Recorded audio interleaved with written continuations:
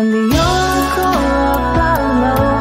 Come share your light with me. These messages I follow, restoring balance unto thee. Do not be afraid, you're a part of saving grace. Do not hesitate, let's reignite your faith. Divine encounters, alive. Divine encounters, our lives design.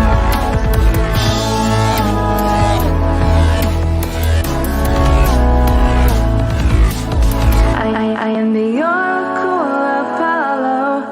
Apollo.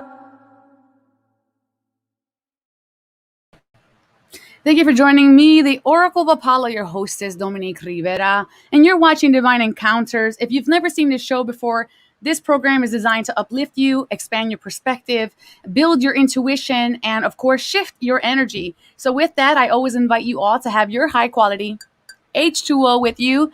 And I have a really huge mug of water today, plus another cup over there, because this is a 2-hour special. And you guys know I go through my water like that. So I have extra hydration to this because I know we will be shifting energy all over the place. Thank you all for being here. I know this is an early show today. We're doing 2 hours, and that is because today's broadcast is a shadow broadcast. So with that, I'm just going to say this might be a trigger warning to everybody out there, because the topic today partly will be about corruption, sexual harassment, and what happens when, we become out of balance, essentially. And so that's a really difficult topic that we're going to be touching on today. So make sure that you guys are sharing this with your friends. There might be a message out in today's episode for someone out there. And of course, knowing that every episode, even this special, there's always a winner. If you have shared this feed on last Wednesday or Sunday night, we always choose one winner to come on to receive a personal reading, and that could be you. And all you have to do is share to one platform and bring a friend on by commenting their name in the comment section below. I know my frame rate on my camera is still not up to par, still trying to figure that out. But if you have had a divine experience and want to come on here on Divine Encounters and share your divine experience with the audience, feel free to email me at divineencounters@e360tv.com. I am always looking to hear your wonderful, fantastic, inspirational stories. And of course, if you are just watching us, make sure that you hit that bell to like and subscribe so that way you can get notified when I'm live streaming. I live stream every Sunday and Wednesday night at 7 p.m. Eastern Time. And Sunday nights, we do your horoscopes. All horoscopes are in random order, as well as we do a message from heaven. So I really appreciate that for everybody here. So I'm going to be bringing on my guests today, and I hope that you all smash some hearts up there, some thumbs up, and let's see if today we can make, the impossible seem possible.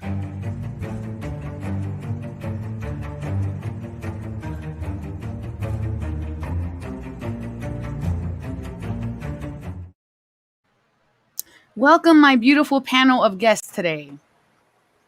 Thank you, Oracle of Apollo. Great to be here. Thank you. Me too. Yeah. Hi, Ken. Hi, Cindy. I'm going to start off from the right-hand corner. To my right, we have Chaz. Am I saying that right? Chaz, correct. Okay, thank you. Introduce yourself and let everyone at home know a little bit about you, please. Absolutely. Pleasure to be here, Oracle of Apollo. And also grateful to the other people that have joined the call today. So my name is Chaz Bellera. I'm a certified hypnotherapist. I've been in private practice in Bucks County for the last 10 years, worked with hundreds of individuals for all types of things that you could basically imagine: hypnotherapy, smoking cessation, fears and phobias, but have done a lot of trauma work recently, especially with COVID. A lot of people weren't, prepared going in. They had issues, so it's bubbled up more. And in synchronicity with today's episode, sexual abuse and assault and things of that nature was a 3 o'clock session today. So Throughout those 10 years, I've also studied human behavior, body language, peak performance. So I'm a pretty good gauge of people, and not just what they're showing on the outside, but also their energies. So I've looked at this topic today, and I'm looking forward to sharing my thoughts on it. So thank you for having me. Well, thank you for being here. I appreciate you so much. And I love that you're going to be sharing that from a professional perspective as well. How about you, Mr. Ken? Can you please introduce yourself?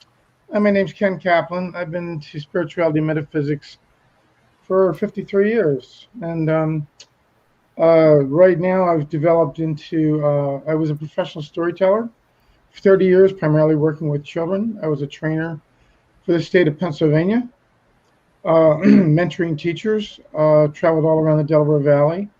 I started doing presentations on spiritual topics in the late 1980s. I'm a dream specialist. Really do well with dream interpretation for other people. I'm a medium.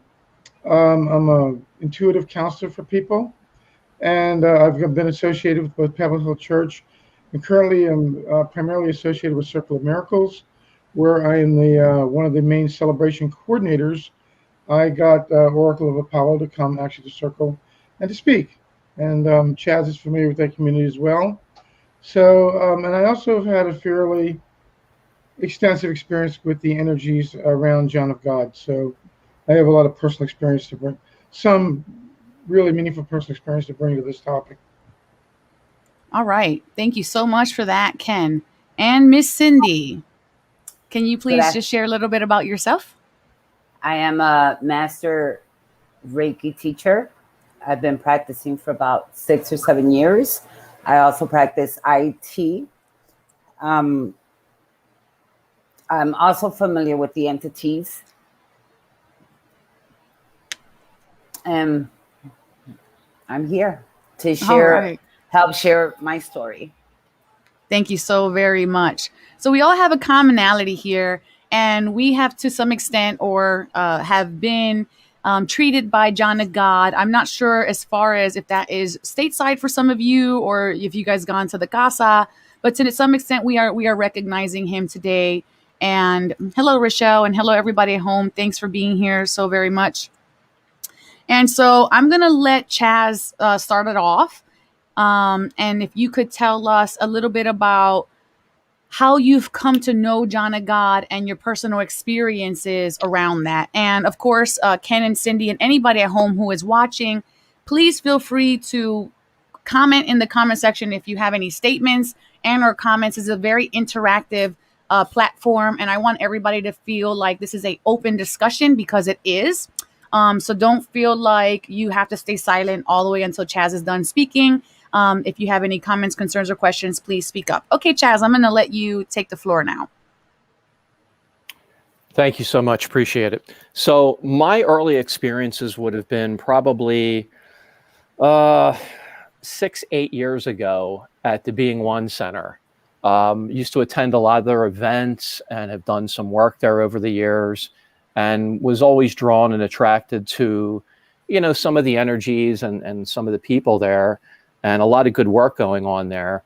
But I noticed that they had this integration, with John of God, and a lot of the people, would travel to the Casa, and, people had the crystal beds and this, that, and the other thing. I recall walking into off of the lobby when you go make a right into the main room.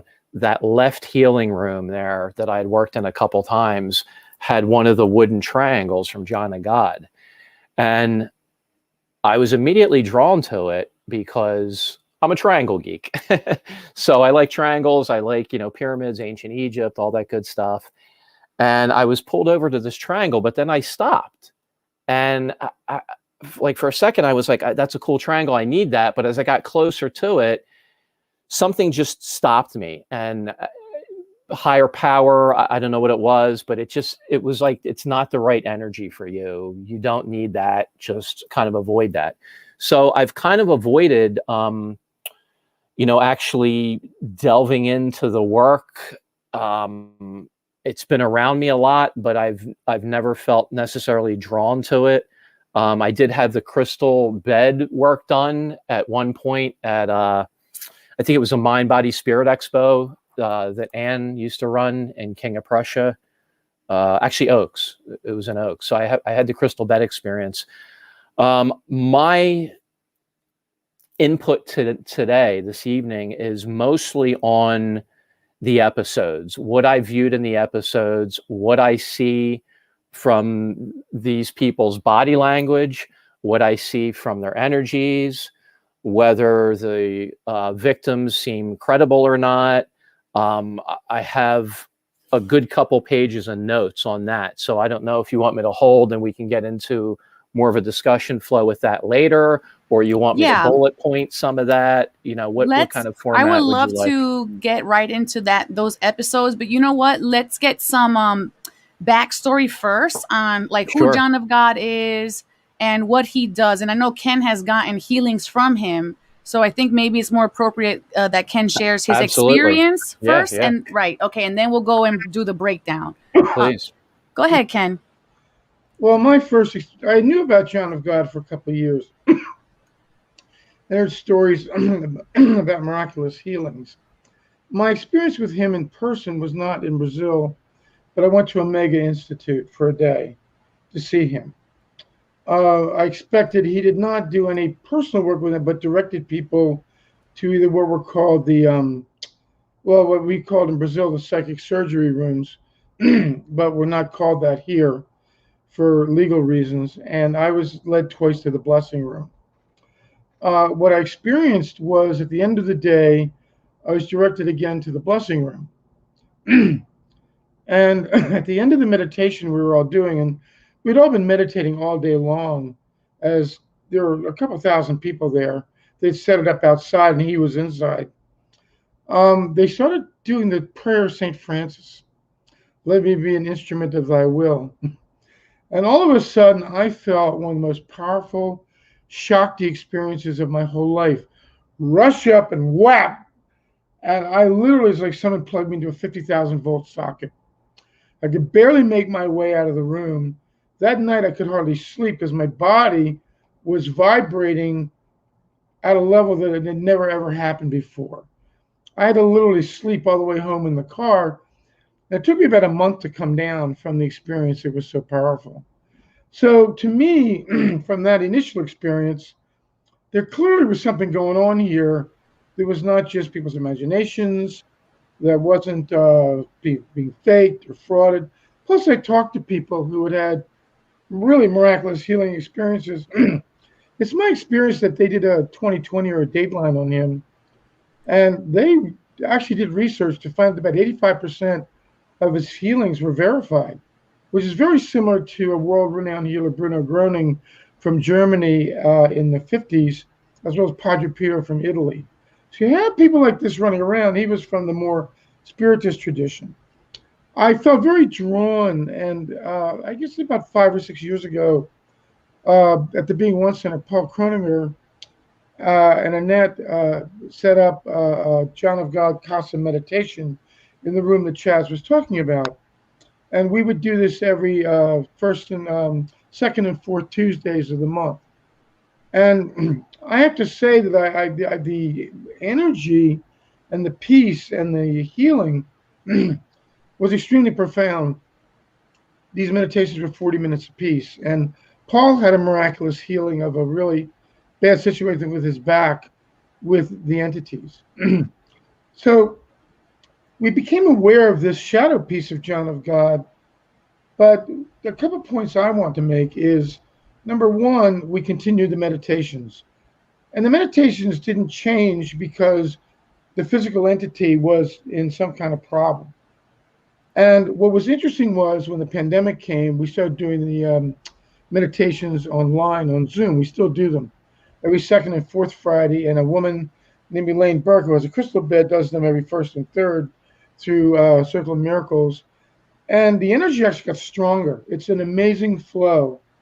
And what it did, and I had a bad concussion that I re-aggravated in January. And Paul made a recording of the sessions that we do and the music, and I started doing it every day. And I found that by doing it every day, about 80% of my condition has been healed from doing this meditation with the entities. It wasn't something I expected at all, but I really attribute it to that. So one big lesson, there's many lenses here about what we can discuss.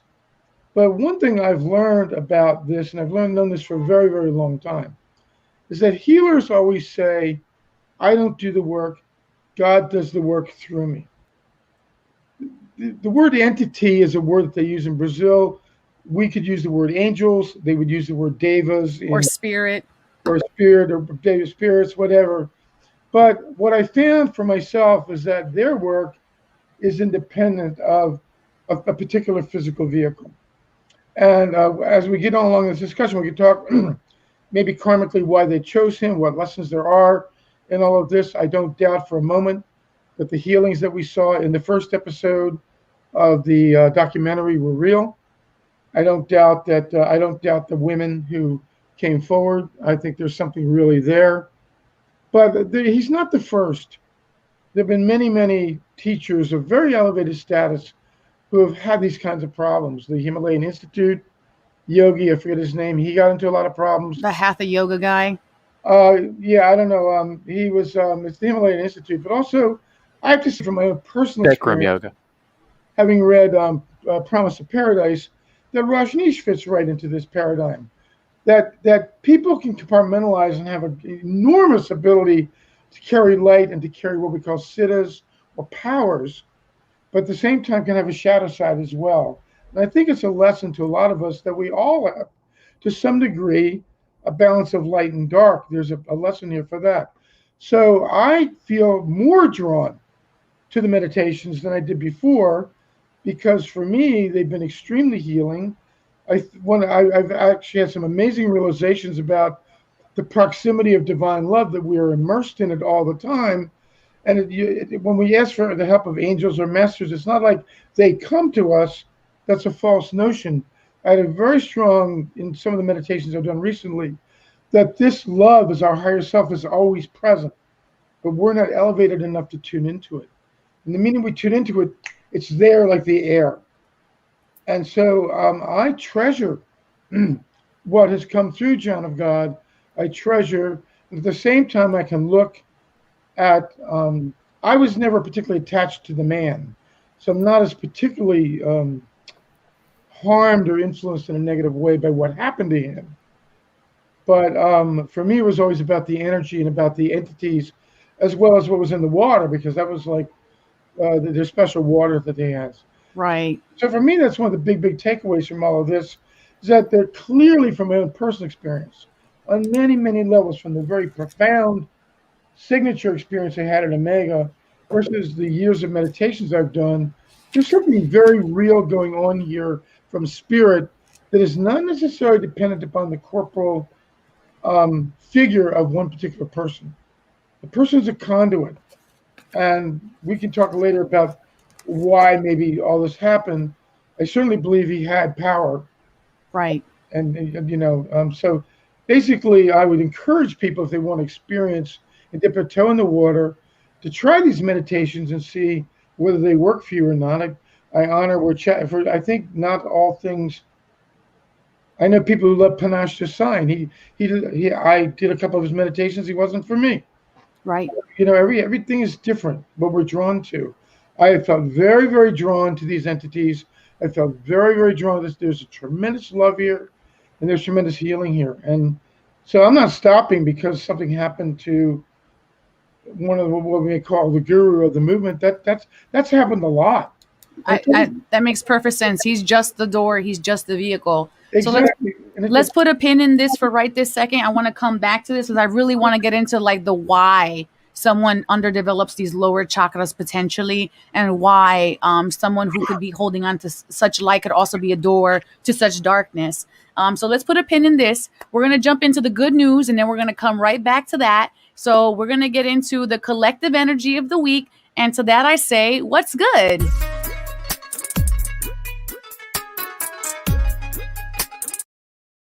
Okay, ladies and gents, The good news card today is Awakening Genius, and these cards always pertain to the episode. So the message of Awakening Genius is the ancient Greeks believed that each person had a specific genius that acted like a spirit guide, inspiring you with new ideas to further your evolution as an individual, as well as the evolution of all humanity. You could say that genius is the spirit of creative expression, and when you tune into it, amazing things will happen. Lost my spot. There it is. When your genius awakens, you realize you do not have to do everything yourself. You have an inspired, dedicated, wise helper on your side. Today, can you imagine cultivating a playful relationship with this extraordinary spirit? And if you can, you'll recognize that you don't have to solve every problem with only the knowledge, memories, and experiences. Wow, that was weird. And experiences you already have accrued. Your intellect, in this case, serves as a channel for the spirit of genius, and it can filter in new information. How you forge this connection is to get out of your own way and simply allow it to work through you. The word genius comes from the Latin word genere, meaning to bring forth or birth, and shares the same root as the word generate. You are at this moment about to give birth to a new mode of expression, and a powerful one at that. Commit to partnering with your genius, and only deep satisfaction and success will result. Today is a day when your inspired ideas matter. Fantastic.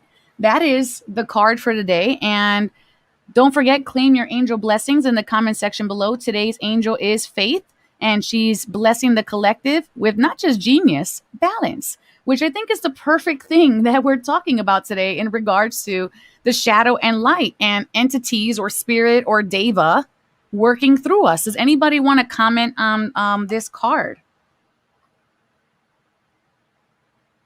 You'll just have to go ahead. Unless someone else wants to. In the audience, I don't know.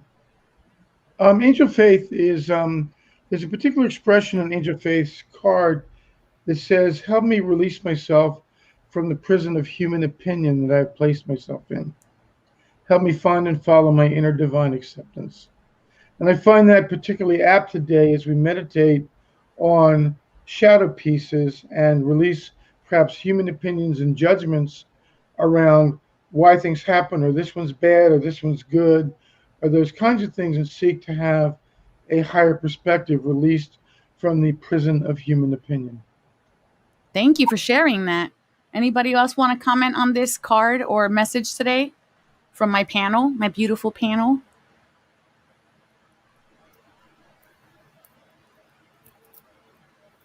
Okay, so we're good here then. All right. So for me, I feel like this is very perfect card today as well. And it's funny, Ken, because you mentioned one of the mystics that also would say that entities work through them, and that was Padre Pio with his many, many miracles. And I'm actually leaving the 19th next week to go visit Padre Pio, because on the 20th in Italy is his Stigmata celebration. So I will be there for that. Oh, wow. So I think that's pretty interesting that this card is in flow today. Okay, so my question was the why. The why does this happen? What are the theories here on how so much light and so much darkness can come through the same door? Go ahead, Chaz. So if you recall in the documentary, when they start digging into this gentleman's past, you see people saying that he always had this history of this darkness. They talk about the several marriages. They talk about how he always liked to party and this and that. So I think this is someone that had darkness in him from a very young age. And as many of us know, these behaviors are passed over by abuse that we had, children had, and so forth, and they kind of pass it on in next generations. So I believe that, you know, there's a lot of it there, and the whole control thing. And he even, someone says in the documentary that he mentioned to them, you know, once I get Hollywood and I get, you know, the famous people on my side, I can do whatever I want. So I think this was always there, but the whole John of God, and I hate even saying that term. And it disgusts me that he has his painting next to Jesus's in that casa, but that's a whole separate thing. I think he used it as a vehicle to abuse anywhere from 500 to 800 women over his career, if you want to call it that, his time span. So I get 60 it. 60 years, I heard. Yeah, I mean, that's horrible. So, I mean, I get it what Ken says about, we all have this dark side that we have to deal with. But there's such a thing as a dark side, and a shadow self is one thing. We're looking at Jung's work with the shadow self and all that. That's stuff that we all have, and it's under there, and it's the dark side. And how do we keep it in check and balance it and even use it, in certain, situations to our advantage? That's one thing. But following through with that and raping and abusing hundreds and hundreds of women over that time span, that's not shadow self. That's just a sick individual that was high chance abused as a child. And if we look at Don Miguel Ruiz's work in the Four Agreements, we're only as good as our parents raised us, and they're only as good as their parents raised them. So it's looking at this stuff, if we're good, if we're introspective, and breaking that chain, So I'm not saying like, hey, he's a horrible person. I kind of want to, but he just did a lot of horrible things over a long period of time that was enabled to happen for various reasons. And it's just so sad that it's hidden as a spiritual type thing. Because like Ken said, he's not the first to have done this. We have the Bikram yoga guy. We have one of the Beatles talking about in a meditation when he opened up his eyes and the guru was feeling up the woman. Wow. So this is nothing new. There's a guy at some of the before COVID, I spoke earlier about the Mind, Body, Spirit Expo. There's a gentleman who feels up women's hair and charges them money and gives them readings. They're cold readings. I've known several people that have gone to this guy. They're gifted people. They read energy. They know it all. And they're like, he really didn't tell me anything, beyond like cold reading stuff. And if people... Can you explain to the audience what a cold reading is or what it entails? Say again? Can you explain what a cold reading is? Sure. So a cold reading is a manipulation tool that is used by fake psychics and mediums and certain people in the metaphysical field that gives those with a true gift. And don't get me wrong, when I start talking about debunking some of this stuff and these healings and how they occurred, I'm not saying there's not great energies working with people and that your spirit guides and heavenly bodies and ascended masters, I'm not saying they're not working with you, but they're not working through that evil man. They're working through your own benefit, and whatever healing you achieved is one placebo effect, which is very powerful. And you can learn more about it in The Power of the Subconscious Mind by Dr. Joseph Murphy, New York Times bestseller, PhD. In accordance, entwined with your guides, spirit guides, ascended masters, all that. But it didn't come through this guy who's been abusing people for 60 years.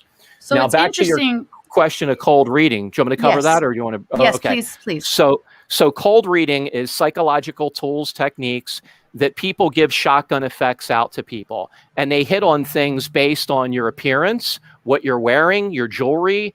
Does this person come from a little bit higher, social status? They judge you and your body language. And if they're really good, your microfacial expressions. And they're reading all these things so that when you key off of something and you give a little eyebrow raise or something, they know they hit gold, and they go down that trail and they keep getting yeses from you. And you think that they have these great gifts.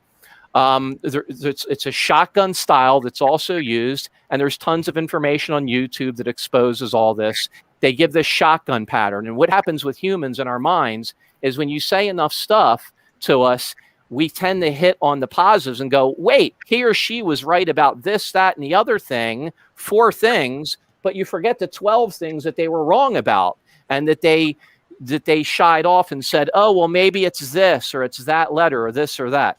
So cold readings are a way that a person can manipulate another human being and make that person seem like they have some type of gift. With that being said, there's a lot of talented people out there that I've gone to, and I'm not showing anything, and I know how to read people, and I'm not wearing any jewelry or anything fancy, and they tell me things that are dead on, spot on. But there's also a huge percentage of people out there that are frauds, they're charlatans, they're exposed all over YouTube, Netflix, other documentaries, that are stealing people's money. They are manipulating them. Ken wants to make a point. Go ahead, Ken. Yeah. He wants to comment. I think Chaz is right. I think it's a buyer beware market. It's a libertarian. It's interesting that the two areas in America that are the most libertarian, where there's no regulation, are the supplement industry and the psychic healing industry. There's Chaz has to have a license as a hypnotherapist, but anybody who wants to be a channel, a psychic, a medium, a healer, you just hang in a shingle. There's no government regulation whatsoever. So I agree with him. My experience is you have to learn your own discernment, because when I do readings, I don't even see a person. I do it over the phone. And basically, they can only answer yes or no. So the information has to come to me. There's no cues I can pick up. Right. And I think we live in an area in this kind of Doylestown, Horsham, Greater Philadelphia area where I think the majority of people are genuine. But I agree with Chaz that cold readings are real. Yes. That a lot of people do that, but I think we have been blessed to be drawn into an area of a harmonic frequency where most of the people are really, really genuine and are very, very talented and gifted. But so it works both ways. I would say I have not run across that many people who are cons or charlatans. I tend to not run into hardly any of those. The people I tend to run into are people who tend to actually have really tangible, and I'm one of them. So, and I know you are as well. So, and for my style of reading, if anybody has seen my style of reading, when I do a gallery reading, I'm blindfolded. So there's 6 or 8 people in front of me, maybe even 10, and no one's even allowed to speak to me. And usually my mom, who just popped off the screen, she'll have a list of questions that are written at the place. Sure. She will read them in her own voice. No one else can even speak to me. So there is literally no connection verbally, visually, to give off any kind of indication to me, the person answering the question, right, as a cold reading. And then yeah, that's a different kind of thing. I'm not talking about that. I'm talking about more of like the one-on-one when you sit with some of these psychics at different expos and so forth. And, listen, if you can feel a woman's hair and caress it and be next to her face and give her information, you can get that same information by just sitting across from her. You don't have to fondle her hair and charge her money and then give her a cold reading. What about psychometry when we're touching something tactile to receive information? Okay, so give that guy something to hold from yours. Other than your hair? Why does he have to fondle your hair? It looks super creepy. It feels wrong. We have a gut feeling for a reason. So we now know that the human gut, the biome, everything in the gut sends 400 times more information to our brain about our body and its operating functions than the brain sends the rest of the body. So this is what women's intuition is. This is what a gut feeling is. So when you get near somebody's energy or a situation and you feel weird about it, or higher power urges you to not take that flight or do this or that, I just had a gut feeling. Well, pay attention to that gut feeling. So to kind of circle back on how this was imprinted at an early age, in the third season or episode, his daughter talks about his daughter, right? His daughter admits to sexual abuse at the age of 9 or 10, that he beat his daughter with rodeo tools. There's some very sick stuff here. So he was doing that to her at 9 or 10. This is way before all this John of God stuff was taking place. This was already in his mind. It was in his spirit. And the John of God stuff gave him a venue to be able to molest even more people. The guy talks about how he would handpick all the cute young girls, and they have a special power. They're a gift. They're a medium. This is sick, manipulative behavior. The grabbing of the arms, he grabbed me in a forceful way. It's a shock and all technique. He shocks and awes her and scares her, And then he flips, and while she's still trying to figure out what's going on, oh, I'm so sorry, you have a gift, you have this. These are all manipulative tools and techniques, people. There's so much manipulation going on. So again, however you want to run it, I got a bunch of good notes here. I can run down them. We can circle back. However you want to go. Ken has a comment. Sure. Well, I think Chaz has brought up some really good points. I would like to approach this whole thing from a different angle. For about the last 7 or 8 years, I've specialized in what's called afterlife studies and what's called soul contracts and soul agreements. So I am not of the belief that the physical is the generator, using the word genius that you used, of all of this. I think the soul is. I think the body and the physical are the manifestations of the soul's contract. I'm sorry, Ken. I missed something. What were you referring to? That I said genius about something? I lost you there. No, that Dominique had The good news card. the card was genius and generator. Oh, okay. Gotcha. So my understanding of life from medium readings and from some personal experiences, mystical experiences I've had, and some really profound books I've read, is that the soul is primal. The soul generates the physical and generates the karma and the contracts based on karma and other situations. I really feel that 2 things can happen at once. That someone can be, for whatever karmic reason or life lessons they have along with other people, can carry great light or be a channel or a conduit or a grounding for tremendous light. And at the same time, they can have a tremendously abusive side. We see this. I'll give you an example as a politician.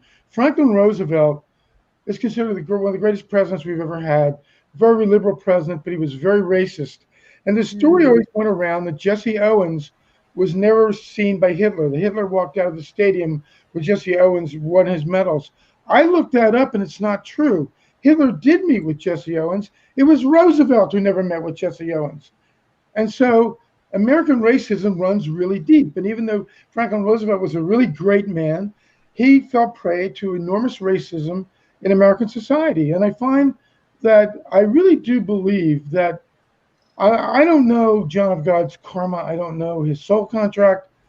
I think that the healings and everything from all the people that know that went down there, spent time with him, what we all experienced at Omega, I think that a person can be chosen to work out certain things where for a certain, especially time in their life, their phenomenal energy can move through them or surround them that can really, really affect others in positive ways. At the same time, they can do horrific things at the same time. And I want to point out something you said, that energy is moving through him, right? And for those of you at home who don't know, it's not just him. He has other mediums in the room with him, Right. lending energy to facilitate the healing. So it's not just one man, 3,000 people. It's one man and a little mini army of mediums. And not only that, but you have the collective energy of all the people there. I know that when we do the meditations, if we have at least one other person or 2 other people, it is much more powerful than if I do it myself, which goes back to that statement in the Bible, wherever 2 or more are gathered. So there's a collective way in which this is all happening. We get that, Ken. Can I just kind of reel you in for a minute and ask you, are you saying or insinuating that because of all the good work and healings that occurred there and through his name and his work, that it's okay that 500 to 800 plus women were horribly sexually abused and molested over a long period of time, that's shattered their life and the relationships, intimate wise, personal, on all levels, justifies that? No, why would I say that? I'm saying that throughout history and within each one of us, there can be both things. Right. I want to just make a point that when people operate at this level, I'll give you a really big example. Lyndon Johnson, if he hadn't gotten involved in the Vietnam War, would have gone down as probably the greatest president in history. He fought hard for civil rights legislation. He established Medicare. He did all kinds of amazing things here. And yet he was a channel for one of the most horrific atrocities that America's ever done. And so I'm just saying that I'm not excusing him for anything that he did. Yeah, I think- mean that may be true, Ken, but I think that a president delegating orders that are going down through generals and other things, granted it's detached, some people may say it's as bad. I don't know that that can be compared to just one-on-one. This guy is abusing women every chance he can get and really crushing 500 to 800 people's lives and the lives of everyone around him. That's This a kind of direct gives me like a one-on-one. Gandhi vibe. You know how like he Oh, did all these Gandhi's a very good example. Gandhi, in order to test his celibacy, would have young girls lie naked on him to test whether he maintained his celibacy or not. It's just thing Here, that must- let me say, That's wrong too. You know, I'm just saying, but my point is this, and then that I'm just trying to bring a different lens here because I think your lens is absolutely valid, and I think Okay. all lenses are valid here. I think you're expressing. yeah. Wait, let me finish. I think you're expressing a very important piece here. What I'm trying to do is to widen the lens to say what was the karmic piece here that the entities appear. See, I don't think that someone like John of God goes around and says, "I'm going to be a healer," and these things happen. I think the divine chooses vehicles to work with, and they're going to have shadow reasons. For instance, one of the big issues might be to on a grand stage to look at how someone can have both shadow and light. I mean, there's lots of ways to look at this. I'm not condoning anything that he said, and I think you're right to have a very strong visceral reaction to what he did. So let me chime in. Go ahead, Cindy. When you're there at the Casa, I didn't go to the Omega, but I went to Brazil. He does have a whole line of mediums. And as soon as you reach the Casa itself, you can feel all this energy. And it's not, the healing is there. And it's not just, I can't say that he is the only healer, because at the Casa, you can feel a portal. So even when he was removed back in December, I went again like 5 months after he was in jail, and that portal and the energy and the entities, they still exist there. I think John of God was just so we can see someone as physical, but the energy and all the entities are still there. So I believe that. Yeah, I think it. I think it leaves an energetic footprint because there was good work that was done there. I just don't like to give it to credit to a rapist, a molester. I like to say because there's other people there that have good hearts and their intention, and we all know how powerful intention is, and where intention goes, energy flows. So we know that there's good energy there. There's good other mediums and so forth, and that there's all of their people's spirit guides, ascended masters working. So that creates an energetic footprint. Like Pebble Hill. I go to Pebble Hill and I stand on that labyrinth and that wood, and there's so much work that's been done there. I can feel that. We talked about Padre Pio. I'm very strongly connected to Padre Pio. I go to to Bartow all the time, to the shrine there. When I drive into that shrine and Archangel Michael stands before me, I just shivered now talking about that. I can feel that energy. So I'm not taking away from any of that. So here's a question I have. So this was a question that was sent to me. And the question was, does God choose the wrong people? No. Free will. Never. And lessons, it's lessons that either they have to learn or we have to learn through them. But a human here, a person is just a person. John of God, he helped channel it, but it still exists with or without him. So if another human being was there, would they accomplish the same work if their heart was in the right place? I think so. But they were. The point is he was. Okay. And there's something very interesting to look at, because from my experiences working with souls who've departed and all this stuff, the divine takes precedence. The divine chooses. Yeah. There can be reasons that, again, we have angel faith. Release me from the prison of human opinion that I place myself in. And so the idea is oftentimes we don't know the reasons why, but I absolutely believe that he was ordained to do all of this.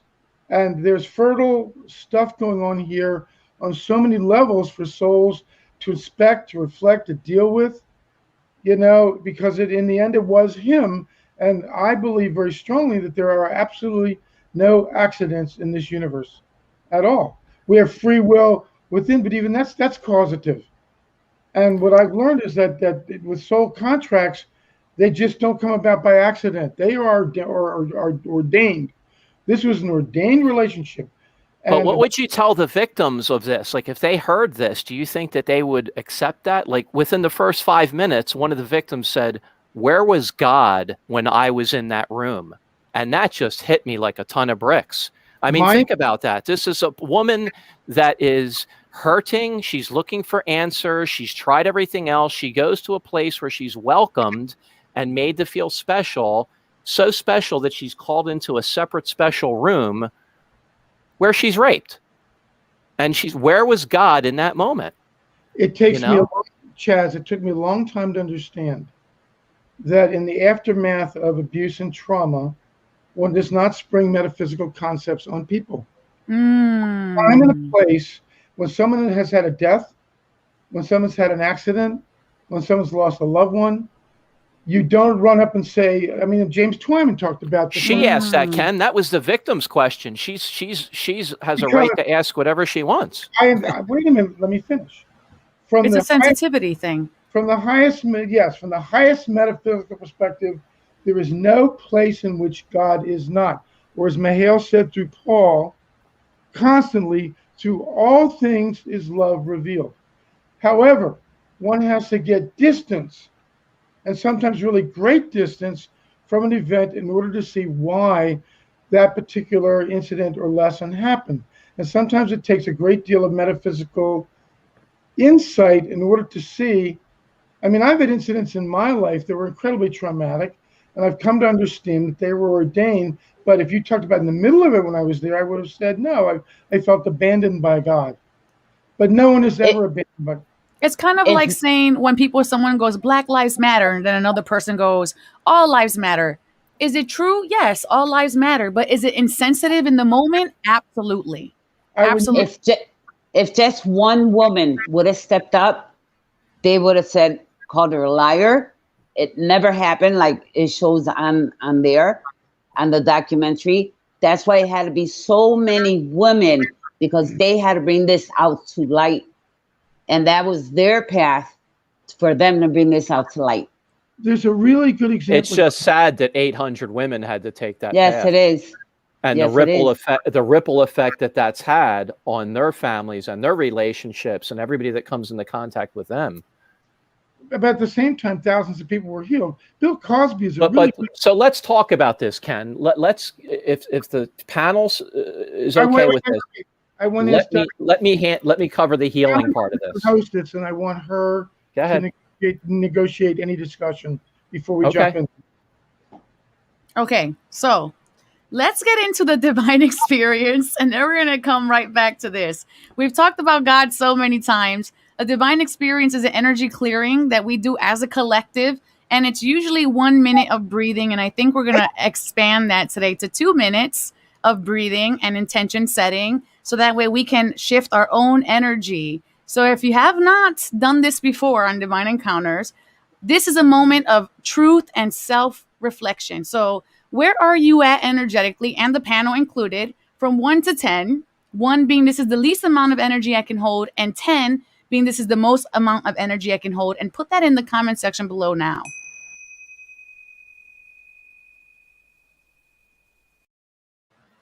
For me personally, I feel really good today. I'm at a good solid 9. How about you, Chaz? 7. 7. Ken always Kaplan, use a little more. Oh, awesome. Ken Kaplan's at a 7. And Miss Cindy? 7. All right, so let's go. Let's call in the team in just a moment, and let's see what the audience has to say. Lezan is at a 6 today. Thank you, Lezan, for sharing that. And we also have Angelo, who's also at a 7 today as well. And we're just going to jump right in, have an intention. I'm going to call in the team, and let's go.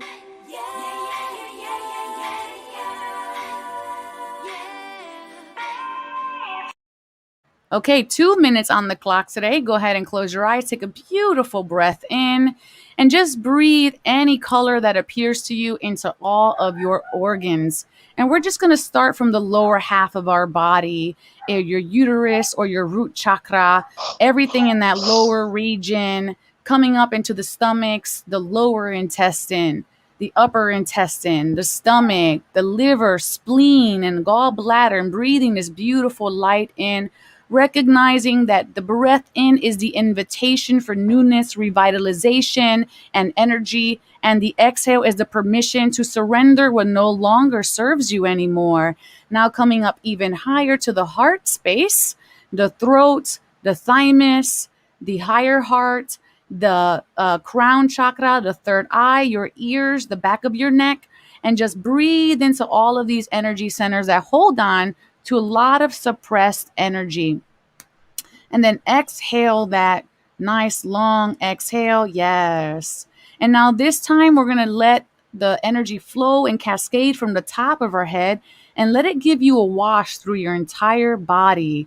And just feel that wash go down and down and down into the ground. And as we make our way into the ground, we're going to go ahead and ground the energy down into Mother Earth through the many miles, through the here and the now, and just breathe into that loving, beautiful energy. And we thank our angels and ascended masters and spirit guides and spirit team that are with us today. We're going to bring our left and right palm to touch in front of our heart space to one another, and thank you all for participating. And you could gently open your eyes and bring yourself back to the here and the now, and may you did not miss anything. You are still on schedule. Hello, Lori Gianetta. I know you guys are used to me at 7. We started early today, but don't worry, we're continuing on till 8.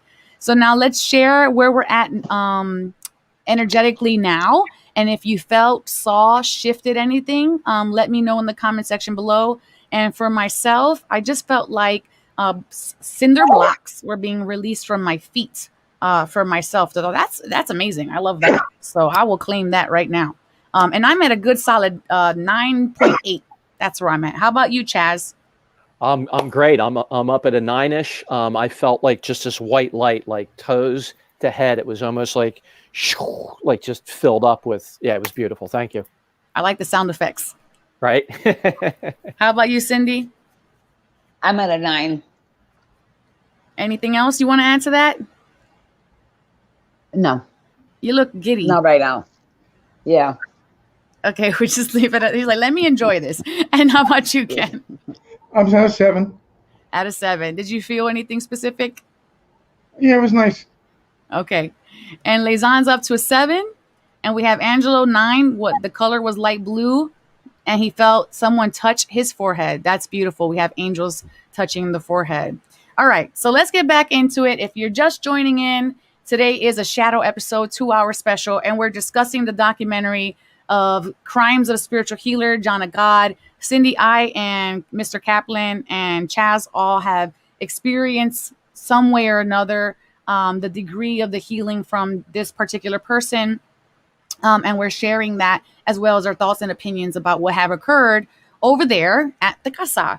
And so we were talking about if God chose the wrong person, and that's where we left off, and as well as the karmic issues that happen when somebody has been treated this way and how it kind of just trickles down the line. So we're not condoning any kind of behavior here. But I feel like today so far, like the lens is that two things can exist in the same jar, or two energies can exist within the same person, kind of like yin and yang, that there's not all pure light and that there is not all pure darkness, that both of those things can exist within the same person, or that a person who may have began a journey with the idea or the premise of good intentions could also become corrupt. So what did you want to talk about, Chaz? Thank you. So I wanted to get into a little bit about, healings and how we as humans experience healings and, what we give credit to. And again, I want to preface this. I've had very powerful energy work over the years. I've done several types of Reiki, Usui, Shambhala Reiki, reconnective healing, the crystal bed, all kind of cool stuff. So I don't want to take anything away from this. I just want people to realize that there are other things that could be at play here that you may not have considered yet. So if it's okay with you, I'd like to just kind of run down a little bullet point of some notes that I took from episode 1, and you can see at the end how they kind of link together and make my point. So first of all, right off the bat, within the first 5 minutes, they talk about like the spiritual surgeries, and they mention them. There are many videos on YouTube and other platforms where spiritual surgeries have been debunked. And in the episode, I believe it's that first episode or one of the 3, you can, I wish I would have timestamped it. You can see John of God cupping a red bloody piece of the material or the cotton or whatever. And this is a common technique used with magicians. They cup things in the palm of their hand, and they go. And so with the psychic surgeries, they've shown where people have cupped the object. So they take the clean cotton or whatever, and they put it wherever they're going to do the surgery, and they have the bloody one cupped, and they start doing this punching thing, and they slip and grab the bloody one and pull it out like they've extracted things. So people have been caught with this many times. And I want to say that not all psychic surgeries are physical surgeries, like the one that you're mentioning where they have a blade or something like that. Because I provide spiritual intervention is what I call when the entities work through me, and it's an OR, and I, the physical person, I actually sit back in the back of the room for my client, and then I just watch. And they work on them. So there is no touch. There doesn't always have to be touch. That's a different thing, just like you have cold readers and truly talented people. So there's both sides of it, just like the, darkness, lightness, all of it. The performances, so the performances is what I call them, that John of God would use, are similar to George Dillman, who was a famous pressure point karate guy for years. So let me give you an analogy. I'll keep this quick. There's a book called Zen in the Martial Arts by Joe Hyams. Fantastic book. And in this book, Joe talks about how martial artists have been training for any length of time, 10, 15, 20 years. If you show them some holes in their system and that you're relying on fancy moves in an adrenaline dump breakdown, yada, yada, it's not going to work. People have such an emotional ego. It's an ego attachment. They have ego attached to it. They've spent a decade or 2 training the martial arts all these years. They've built a family with their fellow martial artists, and they've usually invested a lot of money into that. If you tell them that their stuff doesn't work, they don't want to know that, and they'll keep living that lie. Only a small percentage will go, hey, let me take this new information and reevaluate this and go from here. So this guy, George Dillman, he would do these pressure point knockouts and hit you in these pressure points that do work for some stuff. Acupuncture, shiatsu, acupressure, all this great stuff. And you can sometimes have an effect, but you can't have this magical effect of people passing out. He could only do it on his students. He couldn't do it on any of the other people. So what is that? It's cult-like behavior, and it's social conditioning. It's mass hypnosis. It's placebo effect. Okay, so a lot of times Joe Dispenza has a whole book based around placebo effect and how we can benefit around that. Yes, because I forgot. I meant to bring that up. So I just read that book. I have his other one, Becoming Superhuman. Joe Dispenza is amazing. Highly recommend his work. He has a phenomenal book called The Placebo Effect. It might be a little heavy scientific for some because he really gets into, a lot of the work. But when you see that and you start absorbing those chunks of work and seeing how many tens of thousands of people have healed themselves and done all kind of amazing stuff from right here. The subconscious controls 95% of our lives. So placebo effect is right here on my notes next to faith healing. All these people over the years that have gone to these faith healers, demon be gone, and they push them back. And there's documentaries on all this. If you expect to be healed, you are healed. Can I see that little smirk coming up on your face there? But before, Ken, I want to hear Ken's rebuttal on this. Yeah, it's not a rebuttal. Because I had a few more things that kind of wrap it up. And a couple of points I want to make. To me, it doesn't matter because it's all one. And what is the one thing Jesus said in the Bible about his healings? He said, by your belief, you have been healed. Right. Well, it matters, Ken. It matters when you give the credit to a rapist of 60 years that's raped close to 800 plus women, and people put him up on a pedestal and say that he is doing the healing and put God at the end of his name. This guy is the furthest thing from God. So But- yeah, I think there's a lot of good work from his fellow mediums and their intention and their pure hearts, but not these women that he's affected for their whole lives and their children and him. I don't think it's the John or Joel was really the heater. It was Ciao. None of what us was are, like coming. you said, we're the conduit. But to put someone like that on a Yes. pedestal is a dangerous thing, and he No. employed a lot of techniques Yeah, similar we can't to do that. cult-like behavior. He's a man. He's a man with that. Eventually, he got power. He had money. We shouldn't idolize any person. Exactly.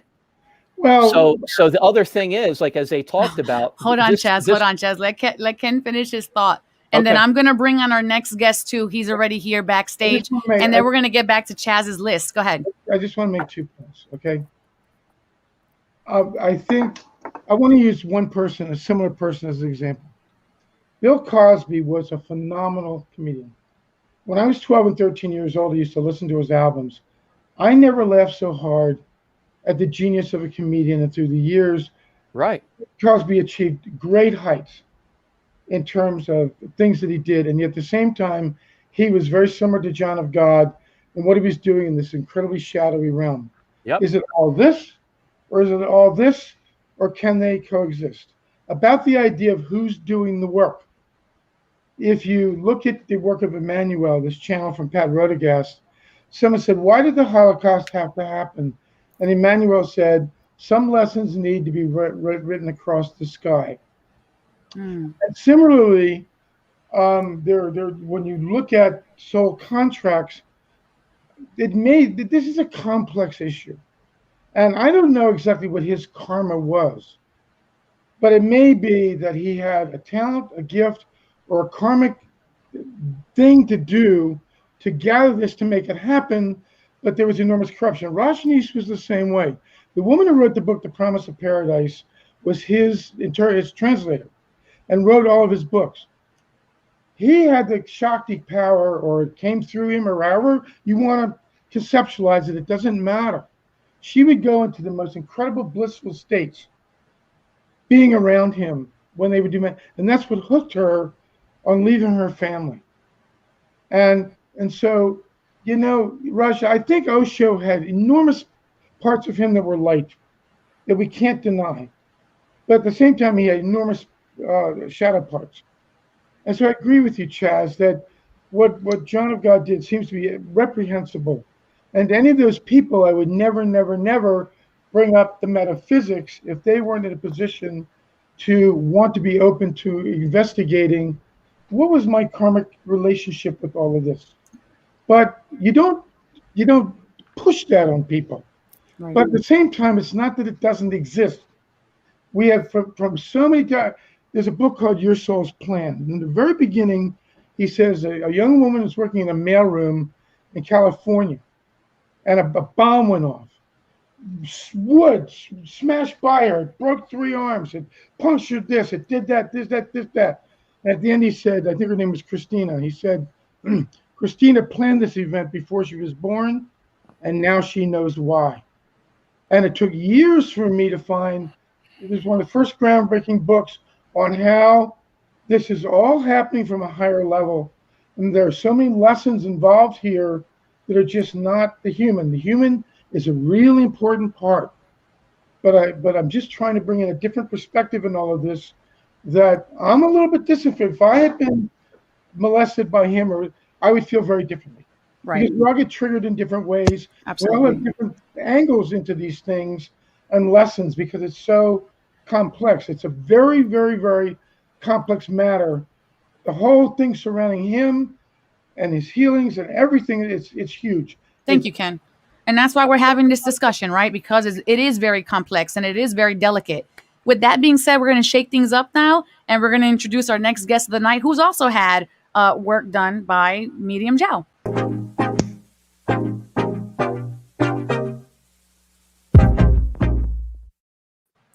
Welcome, Jerry, to the panel. Hello, thanks for having me, Oracle. So we're talking about the documentary today, and I wanted to bring on some people who also have personally experienced the energy healing here. Chaz has a lot of wonderful insights as he's the professional of the evening. And Jerry, could you just tell everybody at home a little bit about yourself and who you are and why you're here today? Sure. I'm not a professional or a spiritual teacher. I'm just a spiritual seeker. And about 5 or 6 years ago, I went up to Omega in New York to see John of God. I didn't know much about him at all. I had heard some things about him being a preeminent healer in the world. And through synchronicity, it just aligned that I was going to be in the area when he was doing his sessions up in Omega. And so I went up there, and it was, pretty overwhelming experience with thousands of people all there wanting to be healed. And my personal experience of it was surprising. I did not expect really anything much at all. And my personal experience was that I did receive a healing, and it was genuine to me. It was similar to what Ken discussed of like this jolt of energy. As basically I was a first timer, as they call them, and we were told that we were going to have an intervention. I didn't even know what these things were. But basically in the afternoon, you go into their set up casa that they have. And literally it was an experience where I had my eyes closed. And as this man walked by me, I didn't even know that he was walking by me, but I felt it, like this jolt of energy. And what subsequently transpired beyond that was a healing of profound nature to me. And I can't explain that. I don't give necessarily the man the credit other than being the conduit for the healing entities that wanted to work with me personally. And in this discussion, what I hear, overriding everything is cognitive dissonance. That it's just really hard to reconcile when somebody can do such good and can do such evil. What I wanted to add to the discussion was one thing that people aren't necessarily talking about yet, which is this is a world of duality. This is a world of light and dark. This is where we live. There are, I believe, and a lot of teachings teach this, that there are entities and energies that want to work in the light and work in the dark. I follow the law of one, and the law of one talks about this a lot, where if there is a space for dark to come in to try and balance out someone's light, it will do its best. Like, this is kind of what goes on in the world of duality. And I believe that this man was, had gaping holes in his constitution that allowed darkness to affect him in ways that I'm not even sure that he understands. So, but it is like a larger thing. It's not just about this evil man. This is a world of duality where these things go on. I had talked briefly with Oracle before, about the law of one talks about the 10 Commandments and Moses being a very positive man, but having certain affiliations to just a small group of people, the Israelites, and I'm Jewish, the Israelites, was enough of a service, what they call service to self energy, where you are interested in serving a small group of people or just yourself. And that's enough for darker energies to muddle your message. And they weren't, the 10 Commandments is not an evil thing. It's just a little bit muddled because it doesn't allow for free will necessarily in the way it's stated. Now, John of God, must have had enough of a shadow side to him that darkness could influence him to do dark things. I believe that. Whereas if he was maybe more balanced in his personality, maybe they would just sort of mess with him in his ability to do good. But no, he did evil things. And so Yeah. it is very difficult to reconcile. And it kind of breaks my heart. There's a lot of people who could have really benefited from his healings. I personally had people that when I came back, I was like, oh my God, you got to go see this guy. I've been healed and you need to go too. And that will never happen unless that person can be open-minded enough to believe that the entities are doing the work and to go to the casa. But understand, like, he was sort of the face of this process. He was And Miss so- Cleo. Yeah, exactly. So it's like, it's a shame, and I feel like it's very poignant to the times we're living in right now. It's kind of like there's like a spiritual battleground going on. I agree. And with that, Jerry, and everyone on the panel, I would like to share my own personal experience of going to the casa. It's going to be very brief because I have many hours on my YouTube channel of my experience in detail. And before I went to the casa, many of you know I was fully disabled.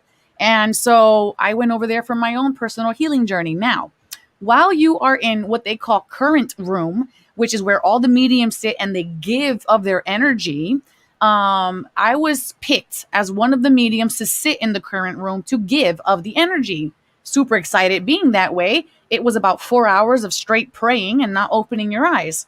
And they kept harping on, do not open your eyes, do not open your eyes, do not open your eyes. So me being me, I go, but what if I open my eyes? And I did open my eyes. And what I saw at the time, I did not understand. It wasn't until I actually spoke to my mom about it a few days ago. And I said, I finally understand what happened 4 years ago. And when I opened my eyes in the current room, I saw with my physical, and when I say I saw it, I don't mean in my inner vision. I am clairvoyant, but not in my inner vision, outside of myself, superimposed into the room. When I opened my eyes and I looked at the line of people waiting to be healed, I saw Dom Ignacio, which is not a surprise because it is called the Casa of Dom Ignacio, the location. However, when Dom Ignacio noticed that I was looking at him, he turned around and looked at me. And when he looked at me, his eyes were completely black from corner to corner. He was like a anti-Dom Ignacio, or like when that Spider-Man episode where Venom comes and he's like reverse Spider-Man. So it was like I correlated that to demon Dom Ignacio. And when I watched the episode with his daughter that Chaz was talking about earlier, when she's describing that she was being beaten and everything, and she was being touched at 9 years old, she said, and this is the moment it clicked for me, because for 4 years I've been holding on to this with no clue why there would be a demon in a place of such healing. And it clicked for me when she said, when he started to, he brought a candle out and he made me carve into the candle with my nail. And he said, this is called spiritism. And he began to molest me for the whole rest of the night. And he said he was Dom Ignacio. So that didn't click until a few days ago when the Netflix show came out. And I said, wow, was he deceived this whole time? Was there a glamour? Was there someone posing that actually corrupted him? Was Dom Ignacio the thing corrupting him from the beginning? Yeah, and someone mentioned in the comments earlier that he was hypnotized by his crown. And, that kind of circles back to what I said earlier about as he got more and more popular. And a lot of people that do this feel this way, almost like bulletproof, like nobody's going to believe me. Look, I work with Oprah. I work with all these famous celebrities. Who's going to believe that? And he was right for, all those years, a long time, nobody believed it. So yeah, that's interesting. The one thing I've learned in my spiritual studies is that people don't understand that a channel or whoever you're working with, it's not a static thing. It's not like, oh, I'm working with this and I can have a miserable day and be angry at the world and then go and talk to my angels. Like it's a very relative thing to your own energy.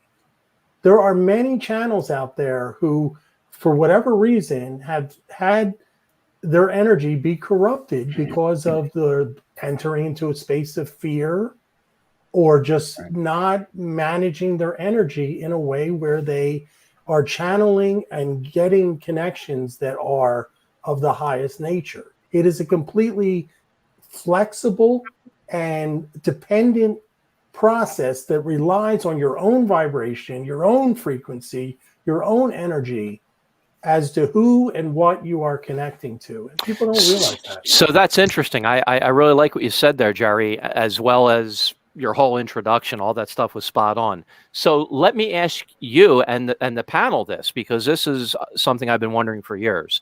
So I had a partner years ago that seemed to be very talented and channeled information and all kind of good stuff, and studied and prayed and devoted herself and all this great stuff, but experienced a couple pretty powerful psychic attacks.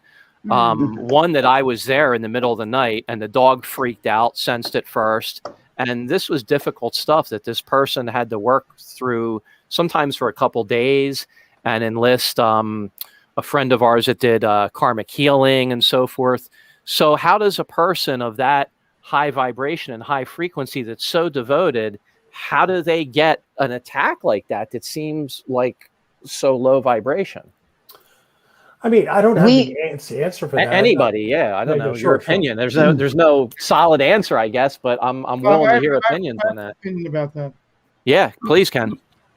In my experience, I've done a lot of groups doing coaching with people, spiritual coaching, on developing their spiritual gifts. And a lot of this, not quite of that intensity, but a lot of this kind of stuff comes up for people. This comes back again to angel faith. Release me from the prison of human opinion. We don't really know what is going on. We think we do, but we don't. That's right.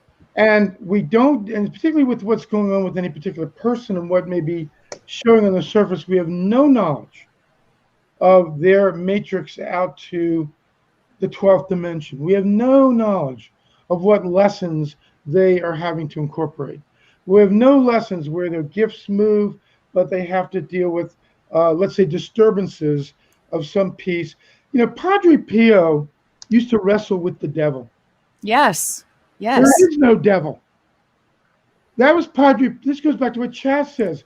Padre Pio was so powerful that he manifested his own shadow energy as a separate entity and wrestled with it. That's in my opinion.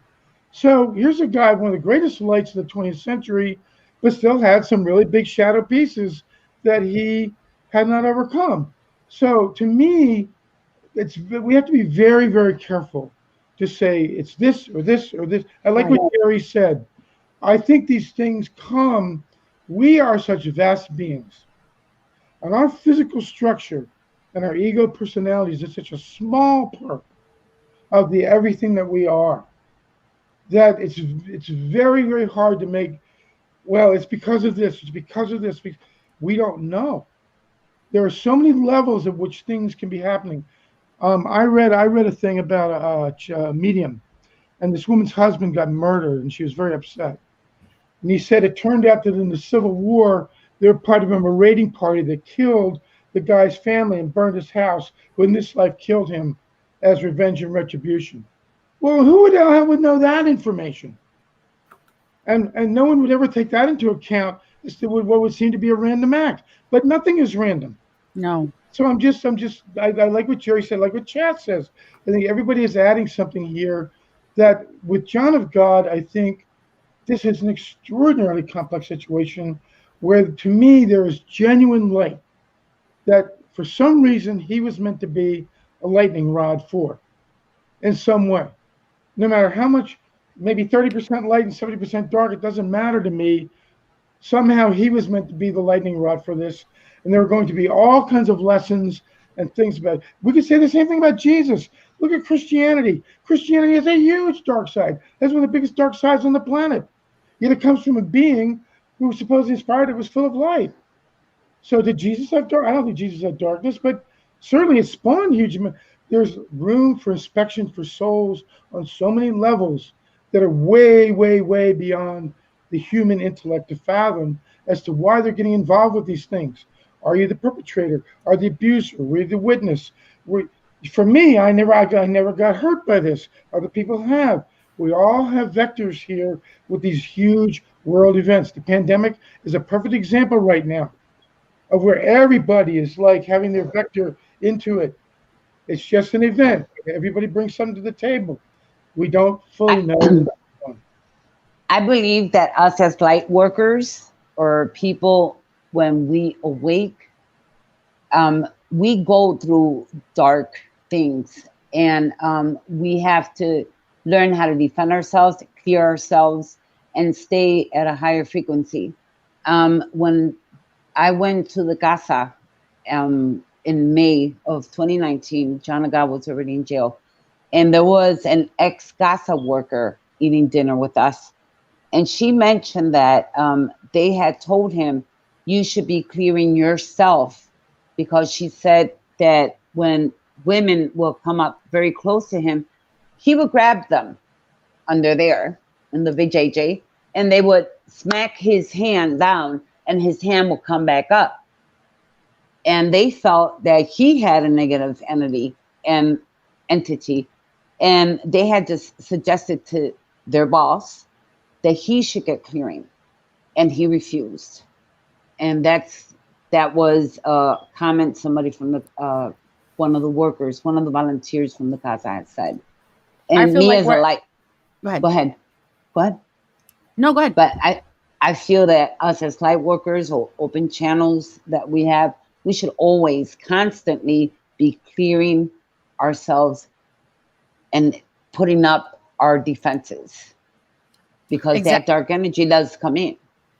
I agree. And where I feel like there is mass amount of light, there can also be mass amount of darkness. There's an equal polarity for everything. And you're going to be constantly challenged. And it's up to that's why we have that free will. What do we do with the challenge? It reminds me of having spiritual discernment. It seems to be the order of the day that in this world we live in, it's a call for everyone, every person, to use their own discernment around what is the energy that I am feeling? What is the energy that I'm feeling in this healing session or when I'm in this meditation? Am I feeling like this is you could tell me it's the Dalai Lama. Well, does it feel good to me? Does it feel good to me or not? Like, you have to, this is like it's so important nowadays for people to use their free will and their own discernment to determine what is going on for them personally. The other thing I wanted to say is that I think it was Cryon that said, which is a channeler who I like, he said that nowadays, like, you're going to see a lot of darkness, and he was relating to like the current event times, that you're going to see a lot of ugliness and a lot of darkness be apparent, and that it's coming to light. And that actually that is a reason to celebrate, because if it was staying in the darkness, you would never see this. Absolutely. John of God would get away with this. Nobody would ever come forward. And the fact the fact that the light is in these women to come forward and have the bravery to speak up is a true testament to the light. Absolutely. Yeah. Absolutely. And you know what? Speaking so much about discernment, I want you guys to practice your discernment right now, because we're about to jump into the Apollo Games, where everybody at home gets to test their intuition. This is a perfect time and a perfect place for it. And allow yourself to open yourself up and practice discernment. And to that, I say, let's get into it. And if you get this question right, and this is for the panel too, you're going to get from me, I know this is bellissima, but you're going to get from me a social distancing high five, only if you get my question right today. So let's play the Apollo Games.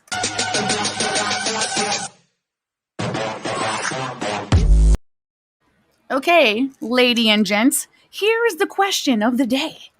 Which bear will I choose? 1, 2, 3, or 4? Put your comment in the comment section below now. If you got it right or wrong, bring awareness to that and let me know in the comment section below. Okay, ladies and gents, you heard me. You get to choose 1, 2, 3, or 4. And for you guys at home, put your answer in the comment section below now.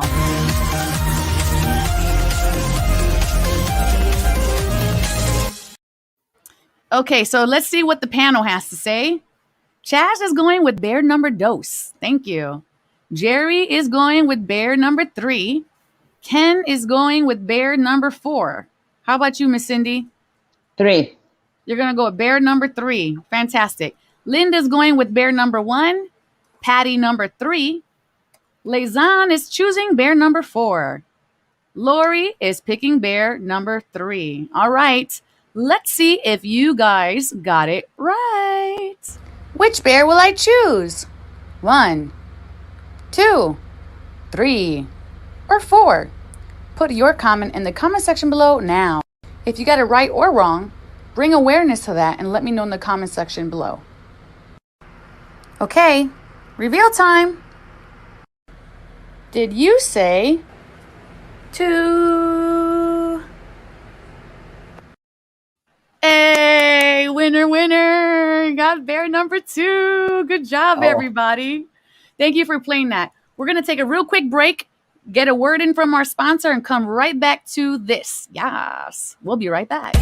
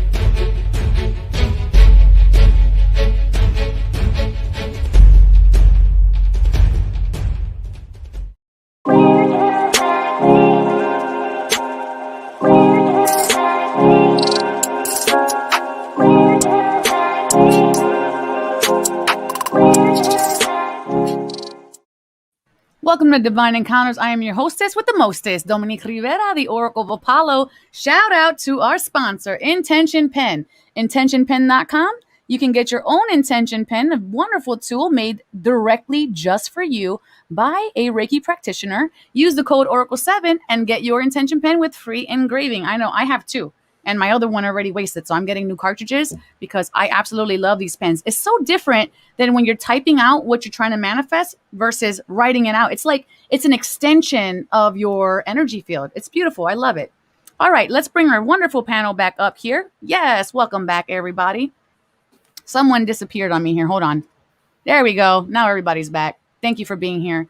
So we have about 15-ish minutes to go in regards to this topic today of the John of God.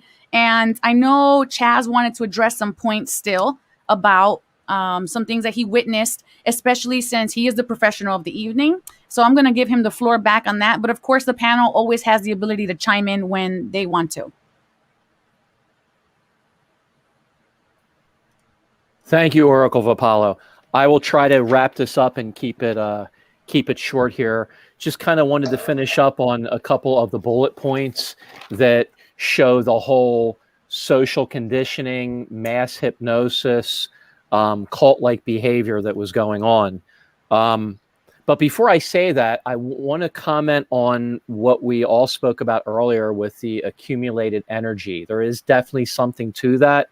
And one of the positive notes that I made on my chart or my tablet here is the chain. So that work they were doing with the chain, very powerful stuff. I do like that. So I kind of touched on the brunette woman before. So that's kind of important to know pattern interrupts and what that is. So he grabbed her forcefully with two hands on her forearm and shocked her. That's a pattern interrupt. You're in a peaceful place. You expect calm, relaxation, cool, chill vibes. And someone does something quick and forceful. And with that energy, it's a pattern interrupt and it shocks you. And the subconscious mind is like creating a loop. It's going, what's going on? Why is this happening? Why did that guy grab me? So he does that. And then he quickly shifts and tells her, he apologizes. And then he shifts and tells her that she's special and he needs to see her later. So this is the conditioning and how he was raping and molesting these women. Her mother said she had a strong idea. So that takes us back to the whole gut feeling, women's intuition. You just kind of know in your gut when something's wrong. We talked about one of his channelers mentioned that he was scoping out the young girls, that it was his job to select them. The medicine, the water, and the book. So this is monetizing everything. And this takes me back to like a financial aspect of it. Actually, we didn't cover it, but they talk about 35 million at least they secured that he made over these years. Yes, Imagine because with for the people at home, he does not charge for the healings. He does Right. charge for the medicine, which is Passiflora, and he charges for his crystals a lot, and he Right. charges for the water. Right. So that's sales techniques. It's marketing. It's manipulation. I'm involved in some sales stuff on other aspects.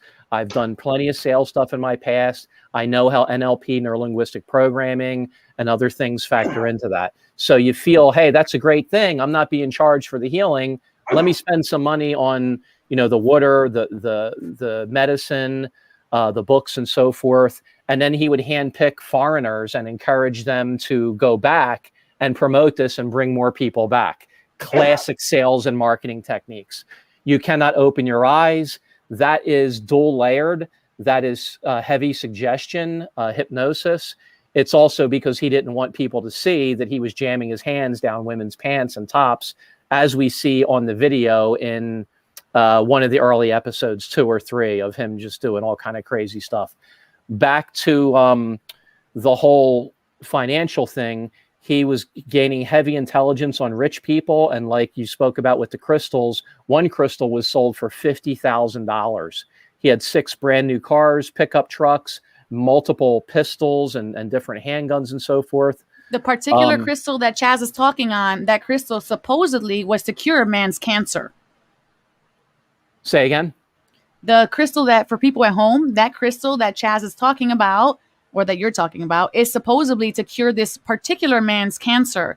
And he Okay. charged him $50,000 for a crystal Yeah. that would cure his cancer. So come on, that just I'm feeling icky just hearing about that again. So if you noticed also how aggressive he was in the land negotiation, so if that's a He person was. of pure heart that wants to be, help people and hey, this is my dream. I want to create this casa in this beautiful, loving, healing place. But then you're attacking these people and you're trying to intimidate them and be the alpha male and get the upper level in negotiations and pretty much steal that land. So he had more money to put in his pockets. His old friends talked about him. So this was behavior that was long before the casa. We know going back to, his childhood and what he did to his daughter and everything. So this is what really, kind of, I get the whole thing that Ken and how some of us are talking about, the balance and the dichotomy and all that.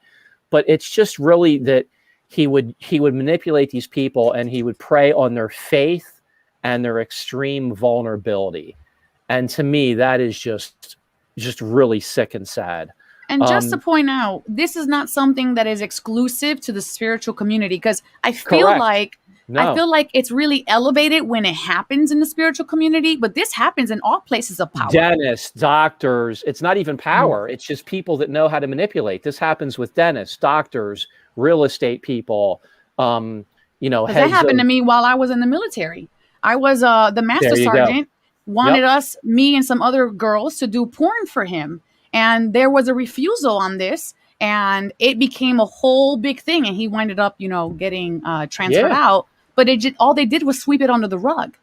I mean, Exactly. So this this is not just a spiritual community. This type No. of behavior is rampant, and too many females and even males in some situations are just embarrassed Absolutely. to come forward for a ton of different reasons. Yeah, Chess. I mean, I just wanted to interrupt. I went to Penn State, and I mean, you Oh can't yeah, get so it. Foxcatcher, right? Well, Joe The DuPont Paterno, guy. and Joe Paterno. Oh, there's was that be- too. Yeah. He was beloved in that town. Yeah, Like and he his might as well his be right hand Jesus. man that was helping Yeah. with all that stuff too. Yeah, Yeah. it was disgusting. So I mean, it's all So over yeah, the place. yeah, it is all over the place. We're just kind of talking about it now because of the documentary, but I'll wrap it up. So in addition to the 35 million and how much good that could have done, there was 1.6 million in his safe plus a ton of emeralds. The victims are still suffering 15 to 20 years later, and this is again one of the things that burns me and makes me feel bad. We covered the stuff about the daughter, 319 possible victims ID'd. Oh, love that prosecutor. How she went to bat for all these women and just really kept at it, her stick-to-itiveness, and that prosecutor did an amazing job. Why do you think it takes women or people or men, someone who has been victimized in this situation? Because I want this to be an awareness thing, right? Yeah. Where people recognize they're being manipulated, or to an extent where abuse is coming. There's these red flags. Can you touch on what some of these red flags look like? As far as for sexual, Yes, you have for sexual controlling. harassment. So a lot of guys will start out with controlling. So they'll limit who you can have contact with. There's a lot of narcissists out there, guys and gals. So they will create a smaller circle so they have more control. Like a narcissist will typically love bomb you at first. The honeymoon phase is great, but then there's manipulation. There can be gaslighting. They'll start limit who you can see. Hey, I don't want you seeing your girlfriend or this and that, because they know your support group is going to get in your ear and be like, hey, what is this guy doing? Why are you letting the man do that to you? Why are you letting that woman do that to you? And they know in their head that to strongly manipulate that individual, they're going to have to control them. But a lot of times, like to be more specific, the sexual abuse comes from childhood. So a lot of times women are sexually abused as young children, and they seek out that behavior in relationships. It's unfortunately just a coding in the subconscious, whether it's physical, emotional, mental abuse. They seek that out. They seek out that like bad boy behavior almost, and what they're used to, what they're conditioned to from childhood. Again, back to Don Miguel Ruiz and Four Agreements talks about that. He did use fear as well as a fear tactic. He told one of the women in the documentary, your mom's going to die. Do you want your mom to die? You have to let me do this. Otherwise, your mom is going to die. Yeah, that was a really tough part to watch. This whole thing was tough to watch. In fact, I only got to like 3 hours and 15 minutes. I did the first 3 seasons, and I got into 15 minutes of the episode, the fourth episode. Yeah, there's 5 and total. Okay, so I got almost all of it. So I got into You did. episode. I did 3 hours, first 3, and then I did 15 minutes in episode 4, and I was just so disgusted and icky by the energy. I just had to dump out. But to leave on a positive note, I love the victim's mentality in episode 4. That's a physical therapist. So she turned this around and she took something from this, and she spun it and is able to work with people now on a level that she probably couldn't before. So she's giving new heart and new intention to her work. And she really has a great mindset in present day, and seems happily married with a young daughter or something, I think. So, even though a lot of these people are, tragically, 15, 20 years scarred for life. And like I said, the relationships, there's a lot of people that are able to spin it and kind of find, like Ken and others have said, that duality and maybe why it happened, and take the lessons from that and be more present for other people. I know for myself, certain challenges in my life, I'm able to be there for a client more. I can connect energetically, as I'm sure all you can in whatever work you do. As we go through these challenges and we self-examine and we learn things and glean lessons from them, we're able to be there for other people even better and connect on that higher level that we all want on the other side of that as well. So I didn't want to be like a big downer for this whole thing. I just wanted to kind of bring, No, a it's great. professional aspect to what's going on in some of these things. Well, Not taking anything away from the energies and all the stuff Objectivity that works is with us. exactly Yeah. what we need, and this is why we created this panel. We have some subjectiveness and we have some objectiveness, and I think Yeah. it's perfectly harmonized today. So I really appreciate all of you for sharing your thoughts and your opinions. And I actually have a question for Ken. Ken, when someone has now, because you also are a professional, now that someone has gone through an experience like that, what would be some recommendations if they wanted to come into the metaphysical world and deal with this metaphysically? What would be some recommendations for you, from you, on how they could move forward from something traumatic like this in their own life, not just particularly John of God, but in the general sense? I want to make one comment before I answer that. Sure. No matter how it happened, no matter how the healings took place, either the entities and the divine energy is real or it's not. Whether we are all divine beings. Whether we self-placeboed, whatever mechanism that happened. One issue I'd like to just throw out for discernment is, were entities present? Was divine flow present? Were healings happening? It's easy for me to say because I didn't get negatively affected by John of God. And I feel what's interesting about when we make decisions or discernment about people has a lot to do about how people affect us. Chaz did not have any positive experiences with John of God. Therefore, a lot of his feelings come from the very real human visceral feeling of seeing what happened. For me, who's only had many, not from John of God particularly, but from the entities, I had nothing but good feelings. So how do I balance that out? So one question I have is, the entities are still operating. The COTS are still operating. So is it real or is it not? If it's real, then there's love present. And there was love present through all of it, through all of this. In any event, what I would say to you is this. You and I have already had this experience in workshops I've done for you when we did the soul contract workshops. I find that there are books one can read on soul contracts. Journey of Souls is a very important book, one of the great classics written by Michael Newton. Maybe I'll put it in the chat. Then there was Robert Schwartz, who did Your Soul's Plan and Your Soul's Gift. And now it's all over the place. But years ago, there were very, very few books or information about the technology between the other side here and how they interface. I would say that one has to be ready in order to be willing to receive certain kinds of knowledge. Yeah, sure. When we had that workshop, we left that workshop with about 6 people, and I felt that the burdens that got lifted off everybody's back was humongous from understanding the role of their contract that they had made before they came in on some of the more difficult aspects of their lives. Those people were ready vibrationally, according to law of attraction, to come into that space and receive that knowledge. I think it cannot be forced on anybody. I have learned to never try to impose a metaphysical perspective on someone who's traumatized, abused, hurting, feeling lost, having gone through an illness. It's not appropriate to just say, well, they chose it, that's when they chose to go. You don't say that to people. There's a time and a place to be human and to be with the human aspect of what someone's going through. And there's a time when someone becomes ready to possibly look at what's the bigger picture here. How did this serve me, even though it may have been a very, very, very difficult experience? And that's not something that you can push a button or push a lever for. There's a intuition on the part of perhaps someone who might pass along that knowledge. There has to be a readiness, and there has to be a sensitivity.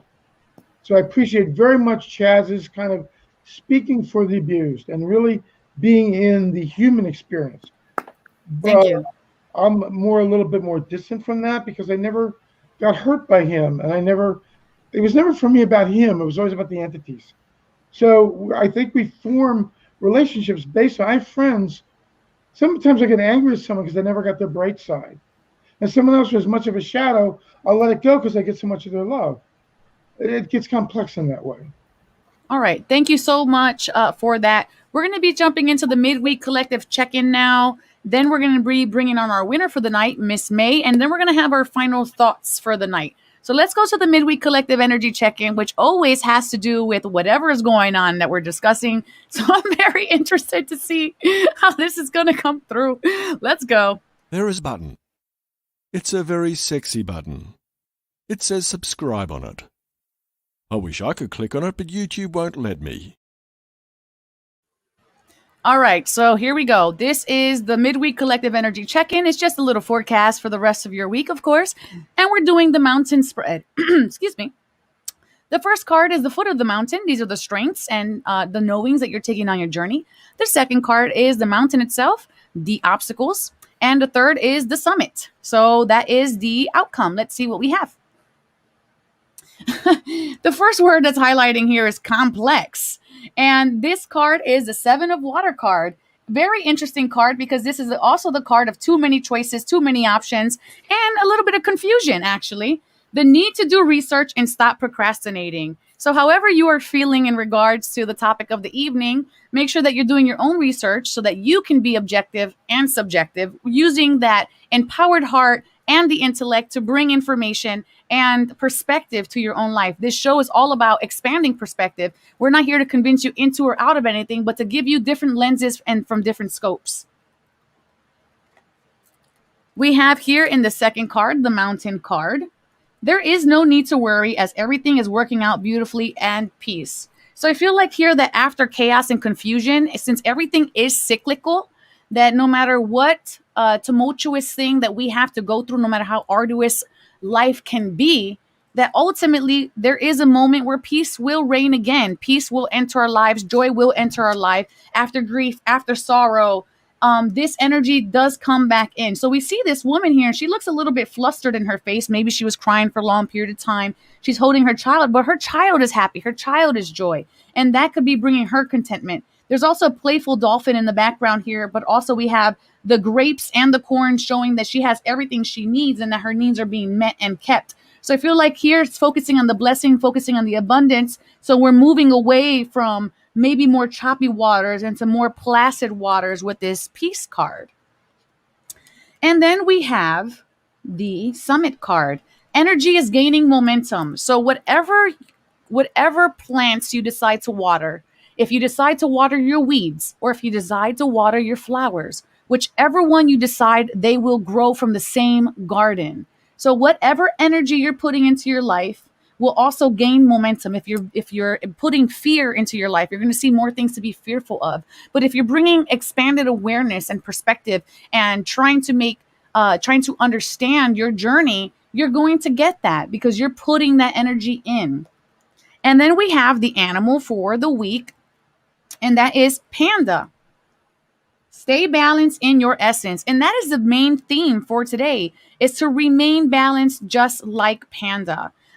You don't want to have too much light because too much light can make you overzealous, overconfident, egotistical. It could blind you to truth, actually, when there is too much light. And we don't want to stay too much in the darkness because that is when depression and fear takes over our bodies and we start to just become dull. So we have to have a balance of both.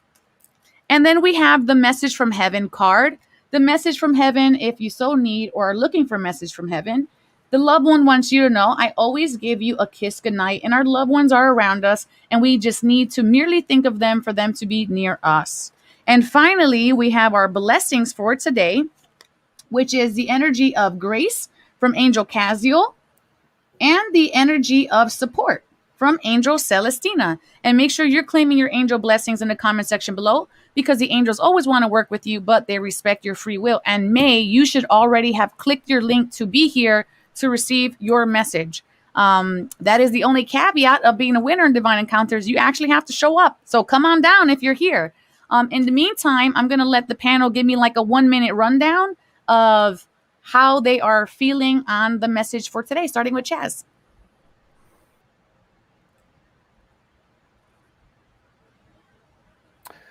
I thought that the cards were, can you hear me?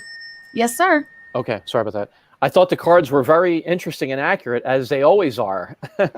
I'm going to have to sit on that for a while. But yeah, I mean, definitely as far as the research, the discernment, it's all spot on. I love them. Ken, what is your final thought on that? I thought they're very synchronistic. They fit in with a lot of what I'm going through. All right. I particularly like the two angels. I've been thinking about Celestina a lot lately, so it's very interesting that her card came up. She came in just for you, friend, I'm sure. How about you, Mr. Jerry? I also think they were synchronistic. I mean, the concept of balance is what comes through for me.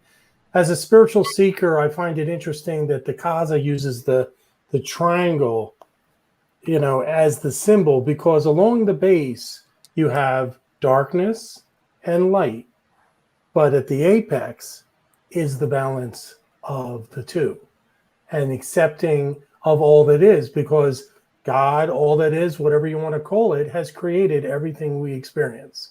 And so my struggle as a spiritual seeker is, how do I get to that apex of the Buddha middle way, the Christ consciousness, to get to that place of balance in the middle where I can accept all that is in this world?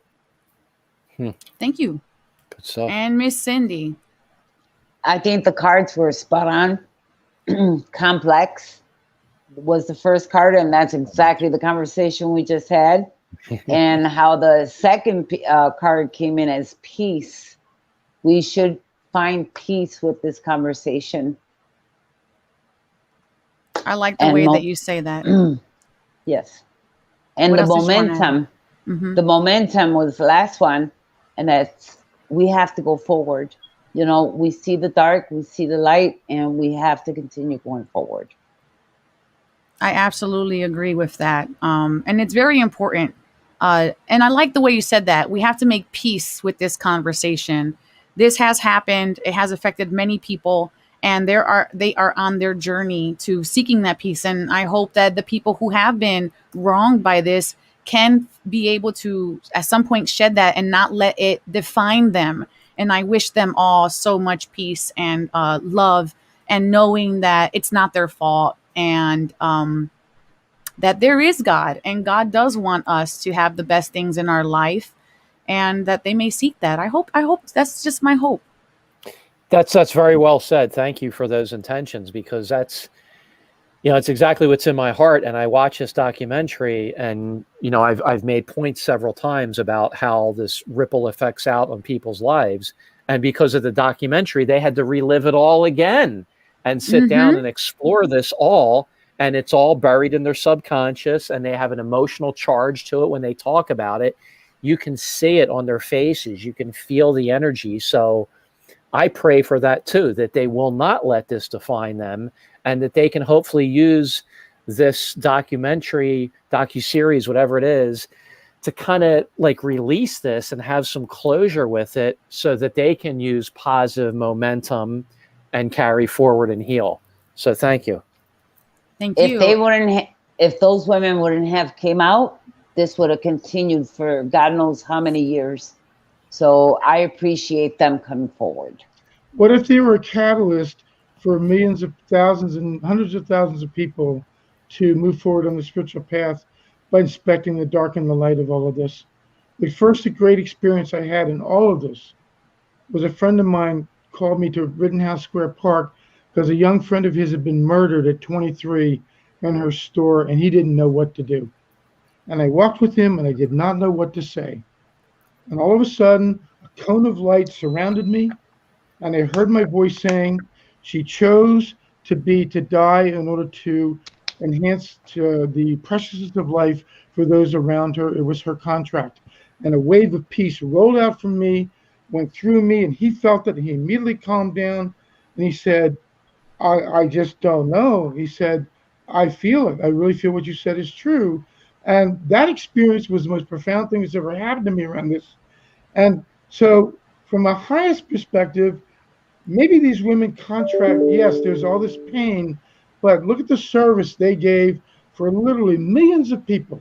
That's right. To reflect on all of this, where, because we have so many more lives than just one.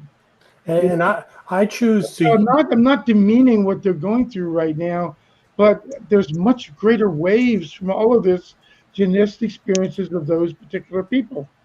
That thousands and thousands of people have been influenced by this whole chain of events on Yes. so many levels. And that's what these things do. That's what they're meant to do. Beautifully said, Ken. I choose to use my abilities as a conscious creator to visualize these women healing from this experience and having the best possible outcome, as well as everyone who's viewing this material. That we can all grow and learn and build in a space of love, compassion, and empathy for one another. And that's what I can do as a divine, sovereign creator using my free will. And that's what I choose to take away from this. Thank you so much for that. And for myself, and also being on, not for John and God specifically, but being on the other side of that door, I want to say to the women at home and to the people at home or to the men at home, when you hear someone coming forward, first of all, they have to be courageous because they're moving through fear Yes. to let you know about something that was detrimental to their life. Do not chastise them. Do not automatically say, well, how is that possible? This is not something to debunk. It is and you don't even have to have the words to say anything in reply. Just sit in honor that they're sharing this with you, and holding space Right. is enough. Part of that healing is being able to speak through the shame. Yeah. This has happened to me. I have been victimized, and no, it's not fair. There's nothing anyone could ever say to make this correct. But the fact that I get to say it off of my own chest with my own soul, that should be honored. So if someone does come to you because they have been abused, just sit with them and listen. And that's what I have. That's my takeaway from this experience. That's great. And that kind of crosses over to what Ken said. He said he wasn't sure what to even say to that person. He didn't have to say anything to them. He just had to walk with them and be there and hold that space and energy. That's what that person needed at that time. And I've been, on the wrong side of that, where I always think I have to fix it. You got to fix it. You got to say something. No, sometimes you just need to be there with that person, to listen to them. As one of my old teachers said, Jason Taylor Morgan, to listen with every fiber of your being. It's that act of listening, and it's being there, and it's looking in their eyes and knowing that it's a safe place and that you don't have to say anything, that you're just a good listener and you're there for them. Thank you. Thank you for I agree that. with that. But We in this- have 1 minute left on the clock. There is a question here for Ken. I just want you to see this, and then when we log off, maybe you can answer it in the comment section. But Patty does have a question for you. Unfortunately, we're about to conclude right now in about 30 seconds. I just want to thank the panel all for being here. You all brought something beautiful, wonderful, fantastic. I loved all of your perspectives, and I'm very honored to have been able to not just know you guys, but able to have this energy exchange with you all, because it's so needed in the world right now. This is such delicate, sensitive material that we're discussing today, and I'm glad we were able to do that in a very